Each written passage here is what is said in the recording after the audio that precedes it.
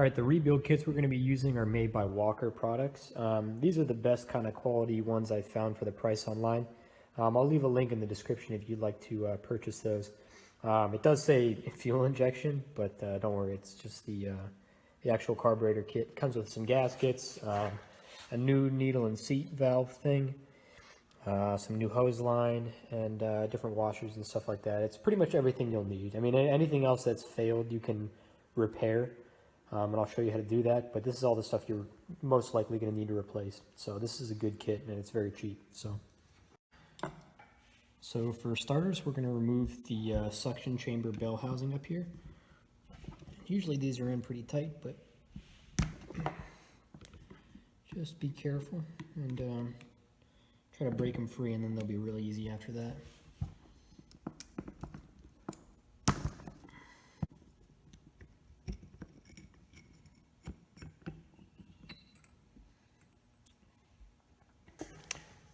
So for an easy way to keep track of everything, it's really helpful to have a little tray of some kind here and just put things in places that kind of make sense where they're all together.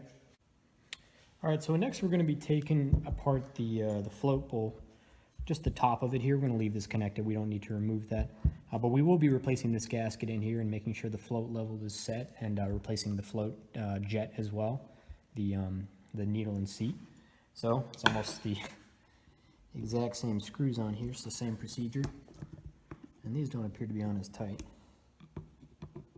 So just kind of lift up like that.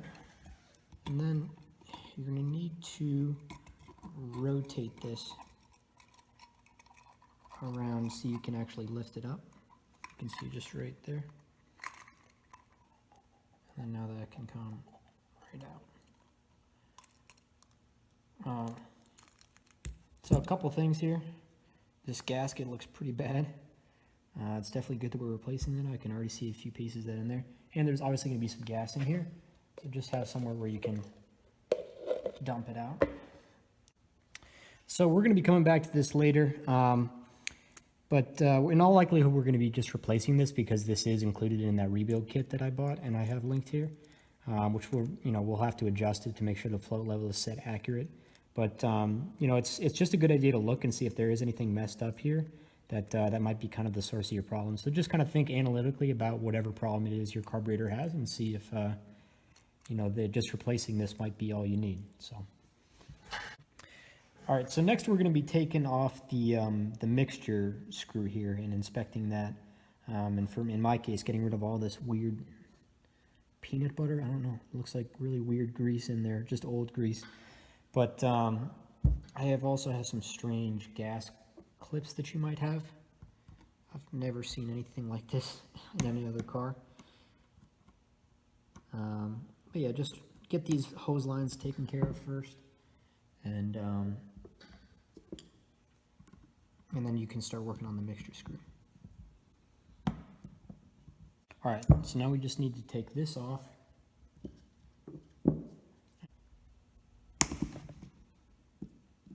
Yeah, really try hard not to strip this. I almost did just here. It's not difficult to do so.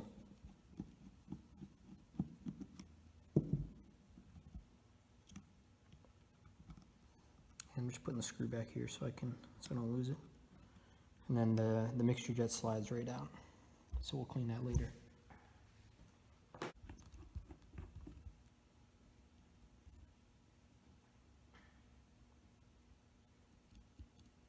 All right, so I'm going to put all that stuff together here. So I'm actually going to start cleaning this unit as is. I was going to take off the butterfly, but it's honestly proven way too difficult. So I'm just going to clean around it as best I can, which honestly I should be able to get a good job of it, but I don't want to risk damaging it. So yeah, like I said, I was pretty disappointed that I wasn't able to get these off, but I didn't want to risk potentially stripping those more. I still have a little bit more cleaning to do, and I kind of wanted to tell you guys the process that I'm using here. I'm using this Gibbs stuff, which is really good. It's really, penetrates a lot better than I think normal carb cleaner, but I do like to finish with carb cleaner. So I'll show you, for example, I start with some carb cleaner, and then with the Gibbs stuff, I start with the Gibbs stuff. And then A little bit of steel wool is really good in combination with Gibbs, and that really scrapes all the grime off. So get all of the most grimy areas as best I can. And then some carb cleaner. Just get everything pretty wet, and then I use a brush of some kind to get that.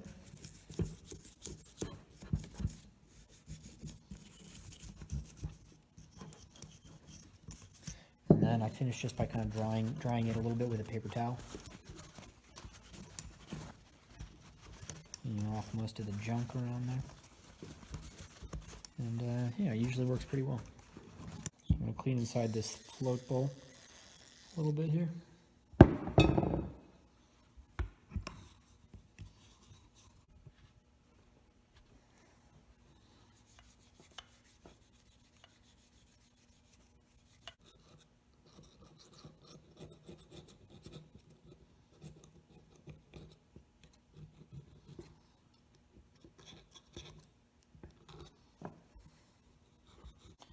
So then we're going to be cleaning some of these other little components here. Everything, just take your time. It's pretty important to really clean this piston well. So same process as before. So now we're going to be taking a look again at this, the top of the float bowl here. And first things first, we just want to slide out this pin so the actual float is separated. I would suggest going and just dropping this in a little, cup of water or something and making sure it still floats. There's no leaks or anything like that. You don't want to look into things like that. Make sure that's just a little crack on the surface. It's not a real leak that you need to be worried about. And then I'm actually going to be replacing this just because there is a brand new one with the carburetor kit that I suggested. For this, it's a 10 millimeter. I use a deep socket so I can get right in there.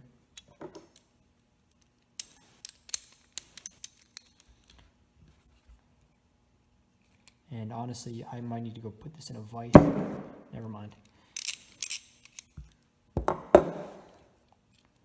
And you can just take that right out. And we're going to grab the rebuild kit because this is actually the first thing from that we're going to be putting in.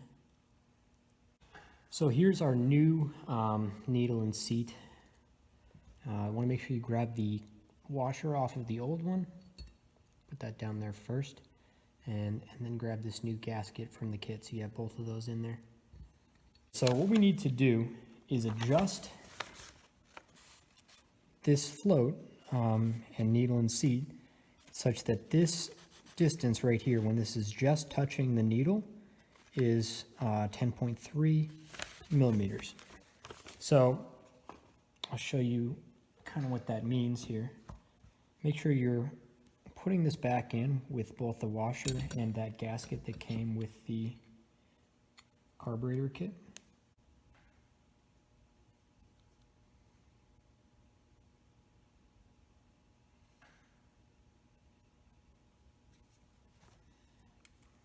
All right, so now we're going to be reassembling just about everything we can.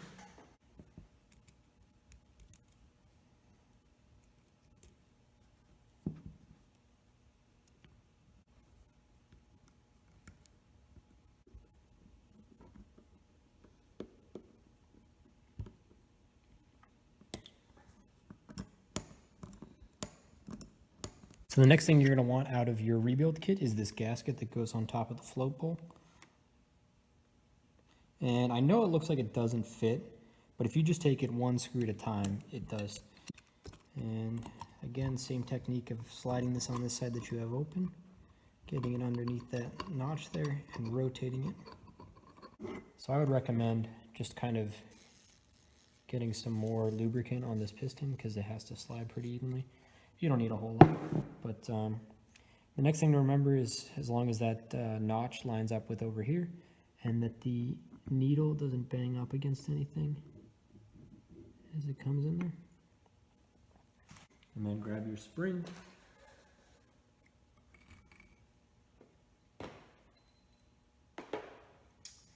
And then make sure you have this oriented correctly.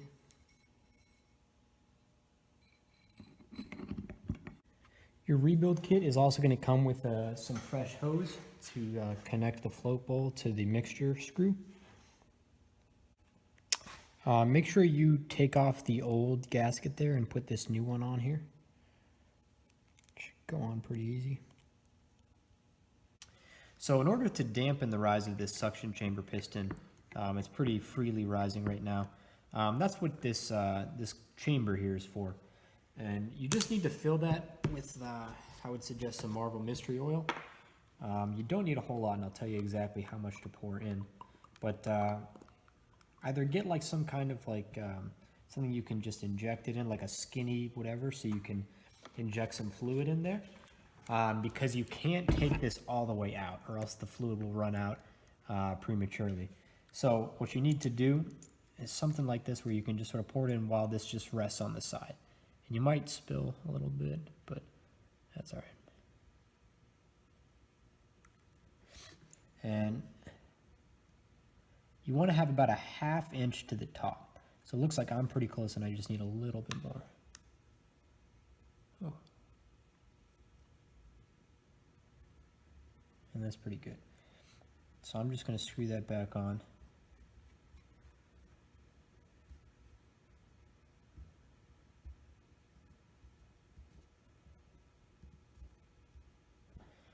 And I'm going to clean up the mess I had here.